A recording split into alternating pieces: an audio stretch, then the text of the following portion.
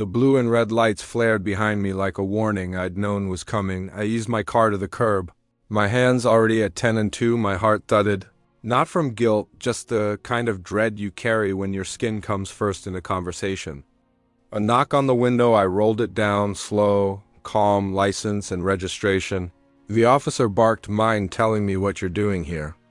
I met his eyes in the side mirror, white, square-jawed, young enough to still believe in his badge more than his judgment. "I live here," I said, handing him my ID. 2 blocks over on Belmont. He stared at the license, then back at me funny. "I've seen this car before, cruising slow, like you're scoping houses." My grip tightened on the steering wheel, cruising. I laughed once. "Dry, you mean driving?" He leaned down closer, voice colder. "Don't get smart with me." I held his gaze. I'm just trying to understand why I'm being stopped." That's when it shifted, his hand twitched. Near his belt, hovering over whatever threat he thought he might need. "Step out of the car," he said. I stayed still. "You sure you want to do this?" His jaw clenched now. I reached slowly for the door handle. Breath measured, but before I could open it, I heard the other door click. The passenger side swung open, black boots hit the pavement. A tall black woman stepped out. Calm as a Sunday. Breeze, her uniform crisp, presence even sharper. "Is there a problem, Officer Peterson?" He spun around like he'd been caught stealing. "Chief? I didn't know." "You didn't know?" Her voice was like steel wrapped in silk. He blinked. "I just thought—" She cut him off. "You thought what?" "That a black man driving through a neighborhood was probable cause." "No, ma'am, his car is registered to his name. His license is valid." "And he lives here. You knew none of that, but you were ready to escalate." His mouth opened, but nothing came out. She stepped closer to him. "We'll be talking back at the station." I didn't mean any harm." "Didn't mean." Her tone dropped. Quiet but lethal intent doesn't undo damage. "Officer?" He lowered his head. "Yes." "Chief." I watched him shrink under her words. It felt strange, like justice showed up for once. On time she turned to me, eyes warm but steady. "You all right, Mr. Rashad?" I nodded. "I've had worse, but thank you." She gave me a small, knowing smile. "Drive safe and welcome home," as she walked back toward the cruiser. Peterson stood frozen, like he was afraid to move without her say, so I rolled my window back up, took a long breath. Then I smiled, just a little, because sometimes silence speaks loudest. Asterisk. The engine hummed beneath us. But the silence between me and Chief Bryant was louder. She didn't say a word as she adjusted her seatbelt and looked straight ahead. Hands resting lightly on her lap, I glanced over. "Thanks," I muttered. Eyes fixed on the road, but I didn't need saving. Her voice came calm, direct. "Didn't plan to save you. I needed to see it." I shook my head. "So what? This was some kind of test?" "No." She looked at me, sharp and steady. "It was confirmation." I let that sit, the kind of pause that feels like swallowing glass. "They always see me as a threat," I said. "Doesn't matter how I talk, doesn't matter how slow I drive. Doesn't even matter that I've got a college degree sitting on my wall and a mortgage in my name. I'm still just a shadow in their eyes." Her gaze softened, but she didn't interrupt. "They see a hoodie or a beard or my skin, and suddenly I'm casing houses." "Man, I was coming from the grocery store. I've got juice in the trunk." "I know," she said quietly. "That's why I started these ride-alongs." I raised an eyebrow, unannounced. "Riding with random citizens?" "Not random," she corrected. "I chose you." My foot eased off the gas for a second. "What do you mean you chose me?" "I've read every complaint filed in the last 5 years," she said. "Most of them never saw daylight, but your name came up more than once. Stops, questions, suspicion for nothing." I felt my jaw clench. "So you've been watching me?" "I've been watching them," she replied. And I needed someone strong enough to be honest in the moment, someone who wouldn't flinch. I laughed bitterly. "Strong?" "I wasn't being strong. I was being tired. You ever get tired of playing by the rules and still getting punished like you broke them?" She didn't answer right away then. "Every day, that stopped me cold." She turned slightly in her seat. "They don't respect me, not really. They smile in meetings, salute on paper, but behind closed doors. I'm still that black woman who got the job they thought belonged to them." I stared ahead. Trees blurred past us in a green smear. I wanted to believe I could change things from inside. She continued, but change doesn't happen in boardrooms. It happens in moments like that, raw, ugly, unfiltered, my little brother. I said suddenly, he got jumped by two of your officers 5 years ago, busted lip, fractured wrist. You know what the report said? What? Resisted questioning, that's it. No mention of bruises. No mention of how they left him bleeding on the sidewalk like trash. Her face tightened. I'm sorry. Nobody believed him. I said, not the hospital, not the school, not. Even some folks in our own neighborhood. He was 15. She closed her eyes for a second. What was his name? Darissa. I'll find the report, she said, and I'll reopen it. Too late for justice. I muttered, maybe, she replied, but not too late for truth. I blinked. Hard. My throat ached with words I didn't want to say. You think it matters? I asked, you and me sitting here talking about truth while guys like Peterson keep pulling people over like it's a sport? She nodded slowly. It matters because someone has to see it, someone has to name it, and someone has to stay in the room long enough to change it. I looked at her, really looked for the first time. I didn't see a badge. I saw someone just as tired, just as angry, but still standing. So what now? I asked, do you keep living loud? She said. And I keep listening, fighting from the inside, where they think no one's watching. The car rolled to a stop in front of my house. I didn't move. I didn't expect to trust you. I admitted. She gave me a small smile. Most people don't nod at first. I nodded, reached for the door. Ride-alongs, huh? Yeah, she said. Turns out, seeing is believing. I stepped out, but paused. Chief? Yeah? Thanks for not looking away. Her voice was soft now. Thanks for not staying silent. I shut the door. Stood on the curb as she drove off for once. I didn't feel like the one left behind asterisk. I leaned against the far wall of the precinct. Arms folded, heat crawling up my neck from all the stairs slicing across the room. I didn't want to be here. But Chief Bryant asked me to said it would matter. Didn't feel like it mattered now. Should have never been out there to begin with. Someone muttered near the water cooler. Another voice, lower, added, Peterson didn't do anything wrong. Guy looked suspicious. That's all. I stepped away from the wall, fists clenched just enough to keep from shaking. Suspicious, that word again, like it's tattooed on my forehead. Chief Bryant stormed out of her office and into the bullpen like a fuse already lit. Peterson.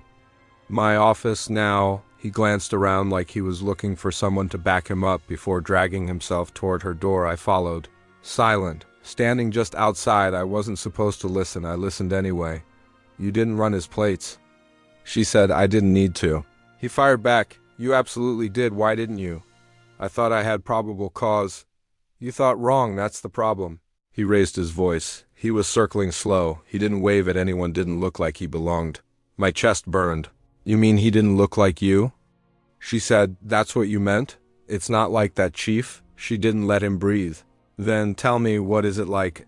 I saw something off. I trusted my gut. Your gut is full of bias, she snapped. And if you can't tell the difference between instinct and ignorance, you don't belong in uniform. I heard a scoff across the bullpen. So now we're just supposed to ignore red flags, someone said louder. I turned to a tall white cop last named Dixon. If I remembered, Wright was watching me like I didn't have a right to be there. Bias isn't a red flag. Chief Bryant shouted as she stepped back into the open space. It's a mirror and too many of you refuse to look into it. The room went still. Retraining begins Monday. She announced mandatory no exceptions. Murmurs rippled through the room like a rising tide. A few nodded, a few avoided eye contact. Two officers stood and walked out without saying a word. She didn't flinch. You walk out on this? You walk out on the badge. Peterson stood behind her now, red-faced, fists at his sides. So I'm the villain now just for doing my job. I stepped forward. Your job wasn't to intimidate me. I said, your job was to protect the community. I'm part of that community. His eyes met mine, defensive, empty. You look shady. He said, I went with my instincts. Your instincts almost cost me my dignity. I snapped. And if Chief hadn't been there, what else would they have cost me? He looked away. You see thugs, I said, stepping closer. Where? There are fathers, teachers, EMTs, accountants. I don't need your fear. I need your awareness. Chief Bryant placed a hand on my shoulder. That's enough. I turned to her. No, it's not. Silence swallowed the room again.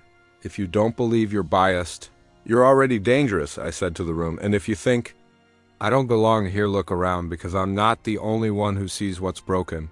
A few officers lowered their heads. One gave me a slow nod that was enough for now. I turned and walked out without waiting to be dismissed. Some stares still followed me, but not all of them were the same anymore.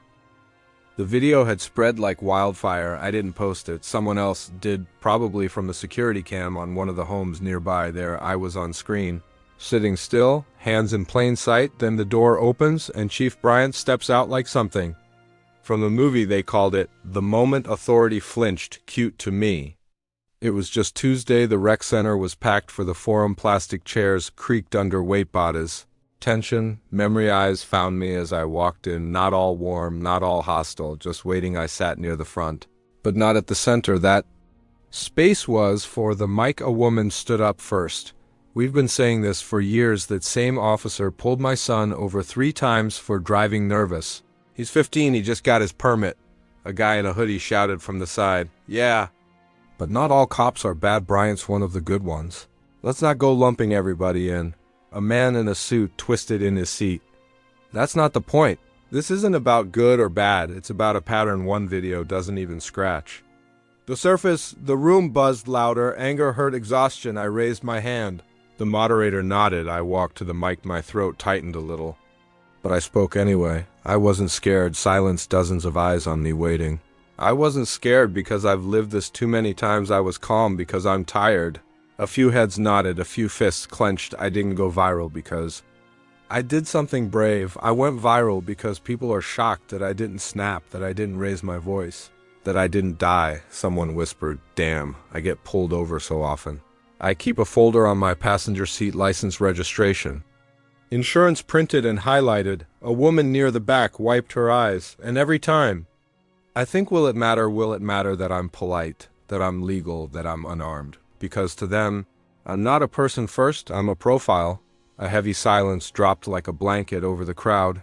An older man stood slowly, cane in one hand, voice rough. "When she stepped out that car," he said, "I saw hope for my grandson." He looked at me, "But I saw pain in your stillness." "Too, you froze like you were trained to survive." I nodded. My mouth was too dry to speak. He kept going. "This town ain't been right for a long time, but that video, that moment, it cracked something. And now we see daylight." Another voice, young, sharp, cut through. "So what we gonna do with it? Just watch it trend and fade?" "No," someone else replied. "We demand transparency, cameras on reports, public, no more internal reviews behind locked doors." The moderator stepped up. "We'll draft a letter demanding new policies, better oversight, and monthly town meetings with the department." A few people clapped. More stood. I stayed seated because hope feels dangerous sometimes, like it dares you to believe. A girl, maybe 17, walked over to me after. "You didn't yell," she said. That made it louder somehow. I smiled at her. "Just barely. I've yelled before. They never heard it." She nodded slowly. "They're hearing it now." As I stepped outside into the night, cool air hit my face. I finally breathed deep. They saw me, not all, but enough. I spotted him the moment I stepped into the store back by the fridges, hands shoved deep into his jacket pockets, pacing like he'd lost something. Peterson, he saw me too, his eyes locked on mine. And for a second I thought he'd look away. He didn't. He walked straight toward me, fast, shoulders tight, mouth already twisting around the words he'd clearly been saving. "You ruined me." I didn't flinch. "No, you did that yourself." His breath hitched like he hadn't expected me to meet him head on. Maybe he thought I'd cower in aisle 3. "I've been on the job 20 years, he snapped. 20 years of showing up, doing the work, stopping people like me for no reason. I cut in, intimidating kids, writing up made-up charges, that part of the work. 2. I made one mistake. I stepped closer, quiet, deliberate. It wasn't one mistake. It was a pattern you never had to answer for until now." His face flushed red. "Not just anger, something deeper, something shaking. They pulled me from patrol," he said. "They brought in internal affairs. They're digging through every damn report I ever wrote, and they want to make me an example," he growled. "I'm not the only one. You think I'm the worst we've got. I was doing what I was trained to do." I laughed bitter and low. "You were trained to see me as a threat, and you chose not to unlearn it. You think you're better than me?" "No," I said. I just know I've never had the luxury of being wrong and getting away with it. He stepped back like I'd slapped him. They're trying to bury me, he muttered. Strip my pension, take my badge. I've got a family, a kid in college, a mortgage. I let that hang there because he wanted me to feel bad. He wanted mercy from a system that never offered me the same.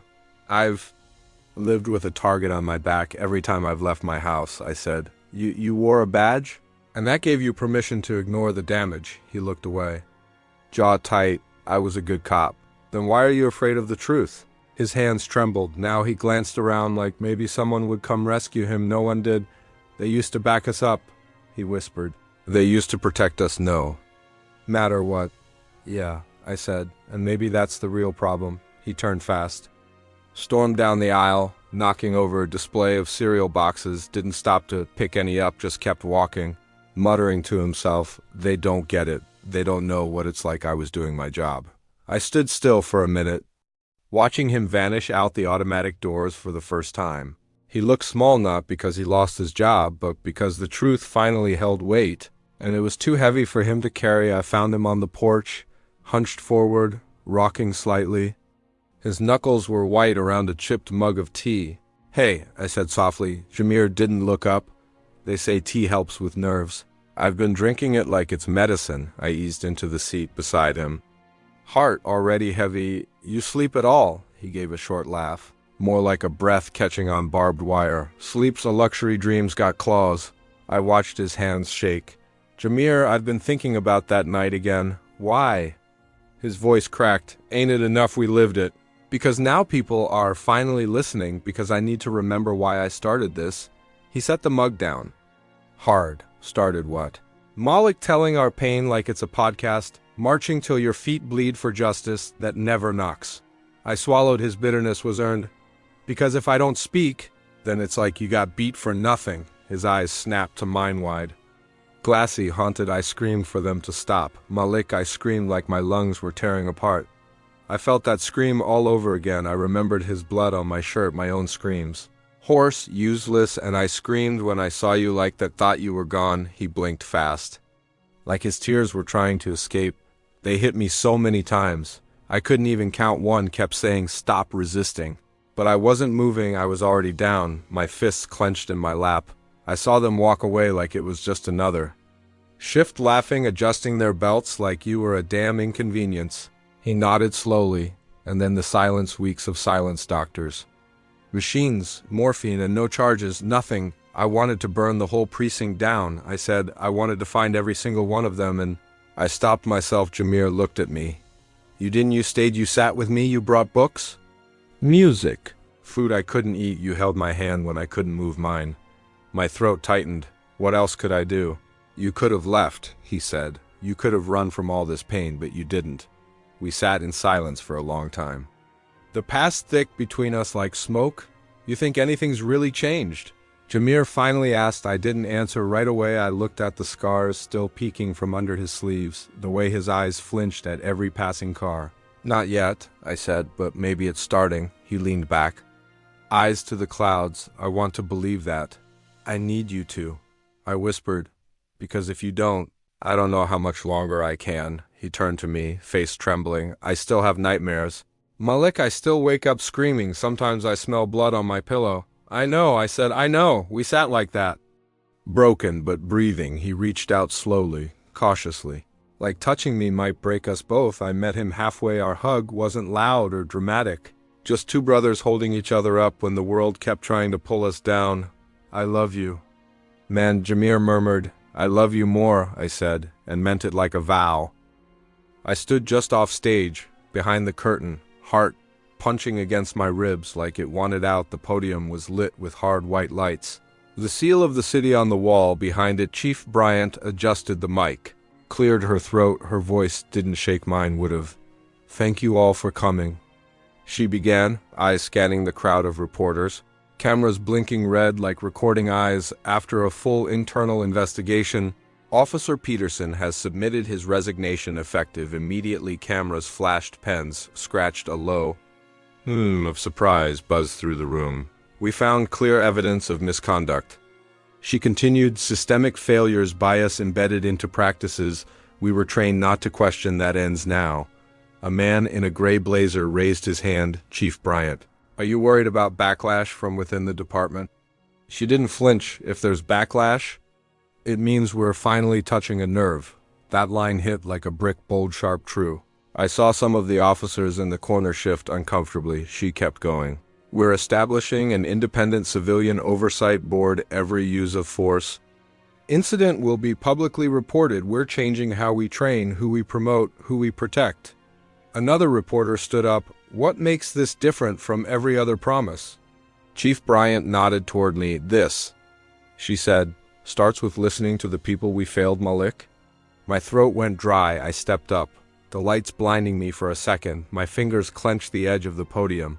Sweaty and shaking, I saw my mother's face in the front. Rojamir beside her, his hand on hers. His eyes weren't blank like they used to be. I took a breath. My name is Malik. I said, you probably saw the video, the traffic stop, the fear, my hands up, but still not safe. Silence dropped over the room like a curtain. I wasn't speeding. I wasn't swerving. I was just driving while a few heads nodded. Some looked down, some blinked like they didn't want to feel anything. My brother's been through worse. I said, he was beaten for walking home, no charges, filed, no apology, just trauma. My voice cracked. I didn't care. We learned to survive in silence. But silence keeps the cycle spinning. I looked right at the cameras. Being black shouldn't be a traffic violation, the words echoed for a second. No one moved then. It happened. Applause soft at first, then louder. Standing journalists, clergy, community leaders, even some of the officers. I blinked back, tears. Not because it was over. It wasn't, but because I wasn't alone anymore. We weren't afterward. Chief Bryant approached me off stage. You did more in 5 minutes than I could in a year. She said, no, I said, swallowing. You gave me the mic. Jameer pulled me into a hug so tight I almost couldn't breathe. I'm proud of you. Lil bro, he whispered, we're still standing. I held on to that. We're still standing. I sat across from Chief Bryant. Her office, strangely quiet despite the weight of what we'd both carried through the air, was still, but I could feel the noise beneath it, like the building itself hadn't caught up to the change yet. You're early, she said, a faint smile twitching at the corner of her mouth. I figured if I sat in traffic again, I might get arrested for driving while black, I said dryly. Her laugh came out sharp but tired. God, don't even joke like that. I'm serious. I check my rear view more than my mirrors now. She nodded. Resting her hands on the desk, her eyes lingered on a photo behind me. I didn't turn to see it. You know, I still get looks from my own people. I figured they don't say it out loud. She added, but I see it like I turned on them. No, I said, leaning forward. You just made it harder for them to hide. She went quiet for a moment. I thought she might tear up, but her voice was steady when she spoke again. They think I care more about public opinion than loyalty. I shook my head. If there's one thing I've learned, it's that loyalty without integrity is just fear in uniform. That line hung between us like smoke. She looked at me for a long beat. They'll come for me next. Then let them. I replied, if there's backlash, it means you're finally hitting something real. Her smile returned. Smaller this time. You always talk like you're some kind of preacher. No, I said, exhaling. I'm just tired. Her fingers tapped the desk softly. Are you sleeping better? Some nights, not all. She gave a slow nod. I still hear the radio chatter in my dreams, and I still hear Peterson. I said, voice tightening. I still see his hand on his holster. I still feel my daughter's hand squeezing mine. Her eyes lowered. He resigned, you know that, right? Yeah, no pension, no badge. I swallowed hard. That won't bring back the time I lost the fear, but it's something. Silence fell again. I shifted in my seat. I'm not a hero. Chief, I never said you were. I looked up, but you stood up. She continued, you spoke when it mattered. You didn't cower or fold. That's not a hero. That's a man who gave a damn. I let the words sink in. A strange warmth bloomed in my chest. One I hadn't felt in weeks. I just wanted to get home. I murmured, and because of you, she said, voice suddenly low, a lot more people will. Our eyes locked. There was nothing more to say. I stood. She did too. I'll miss this. She said, I won't. I chuckled, but I'll remember. We didn't hug. We weren't that kind of duo. But the nod we exchanged said more than any embrace could. I stepped out of her office. Past the familiar hallway, past the stairs that didn't sting as much now, and when I pushed open the precinct doors, sunlight hit my face. I stood there a moment. Just breathing the air felt lighter. Maybe it was just me. Closure doesn't come with a parade sometimes. It's just a quiet conversation and a final walk into the light, and I was okay with that.